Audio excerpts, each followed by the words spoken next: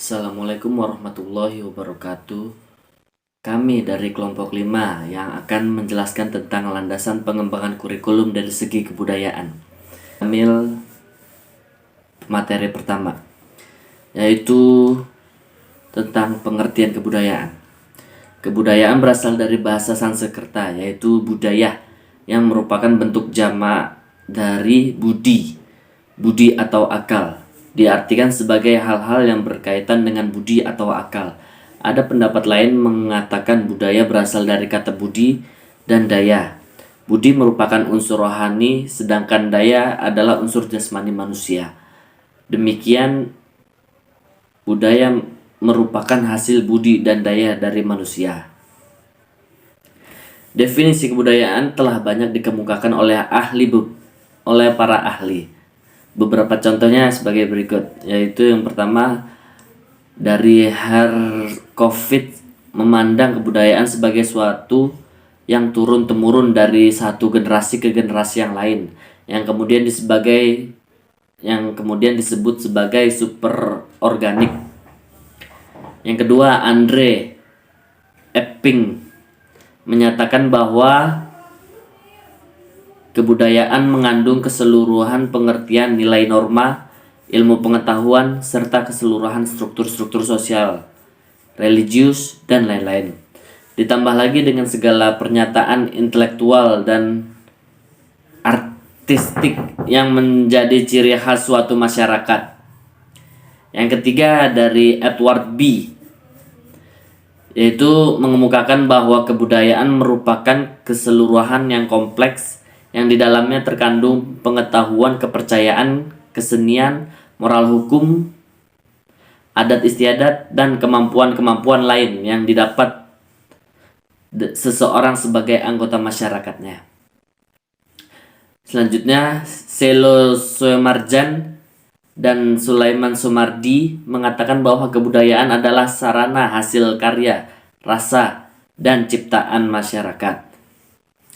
Selanjutnya, dari Konjaningrat berpendapat bahwa kebudayaan adalah keseluruhan gagasan dan karya manusia yang harus dibiasakan dengan belajar beserta dari hasil budi pekerjaan tersebut. Itu dari saya, selanjutnya akan dilanjutkan oleh teman saya. B. Pengembangan kurikulum. Pengembangan kurikulum berlandaskan faktor-faktor sebagai berikut. Tujuan filsafat dan pendidikan nasional yang dijadikan sebagai dasar untuk merumuskan tujuan institusional yang pada gilirannya menjadi landasan dalam merumuskan tujuan kurikulum suatu satuan pendidikan, sosial budaya dan agama yang berlaku dalam masyarakat kita.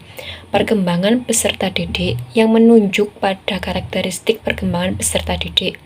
Keadaan lingkungan yang dalam arti luas meliputi lingkungan manusiawi atau interpersonal, lingkungan kebudayaan termasuk iptek atau kultural, dan lingkungan hidup atau biokologi, serta lingkungan alam atau geokologis.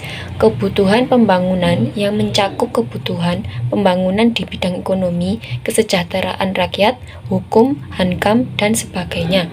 Perkembangan ilmu pengetahuan dan teknologi yang sesuai dengan sistem nilai dan kemanusiawian serta budaya bangsa. C. Pengembangan kurikulum ditinjau dari segi budaya atau kultur. Kebudayaan dapat diartikan sebagai keseluruhan ide atau gagasan, cita-cita, pengetahuan, kepercayaan, cara berpikir, kesenian, dan nilai yang telah disepakati oleh masyarakat. Mendefinisikan kebudayaan sebagai segenap perwujudan dan keseluruhan hasil pikiran atau logika, kemauan atau etika, serta perasaan atau estetika manusia dalam rangka perkembangan kepribadian manusia, perkembangan hubungan dengan manusia, hubungan manusia dengan alam, dan hubungan manusia dengan Tuhan Yang Maha Esa. Faktor kebudayaan merupakan bagian yang penting dalam pengembangan kurikulum, dengan pertimbangan yaitu yang pertama, individu lahir tidak berbudaya, baik dalam hal kebiasaan, cita-cita, sikap, pengetahuan, keterampilan, dan lain sebagainya. Semua itu dapat diperoleh individu melalui interaksi dengan lingkungan budaya, keluarga, masyarakat sekitar, dan lembaga pendidikan. Oleh karena itu, lembaga pendidikan mempunyai peranan khusus untuk memberikan pengalaman pada peserta didik dengan satu alat yang disebut dengan kurikulum. Yang kedua, kurikulum pada dasarnya harus mengakomodasi aspek-aspek sosial dan budaya. Aspek sosiologis adalah yang berkenaan dengan kondisi sosial masyarakat yang sangat beragam seperti masyarakat industri, pertanian, nelayan, dan lain sebagainya. Selanjutnya, filsafat landasan filosofis terkait dengan pengetahuan tentang hakikat ilmu pengetahuan. Sebab pengetahuan merupakan menu utama kurikulum. Kalau kita tinjau dari sisi filsafat berasal dari bahasa Yunani kuno, yaitu dari kata philos dan sophia. Philos artinya cinta yang mendalam dan sophia artinya kearifan atau kebijaksanaan.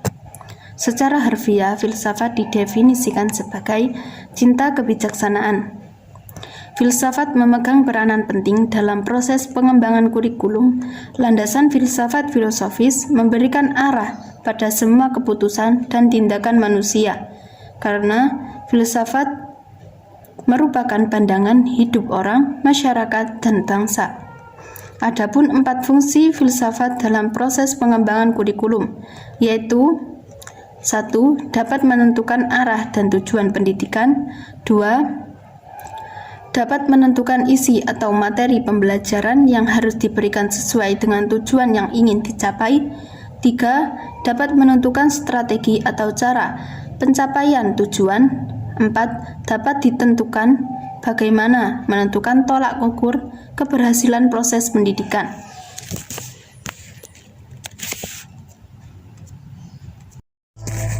Terima kasih sudah meluangkan waktu untuk menyimak materi dari kami kelompok 5. Kurang lebihnya kami mohon maaf.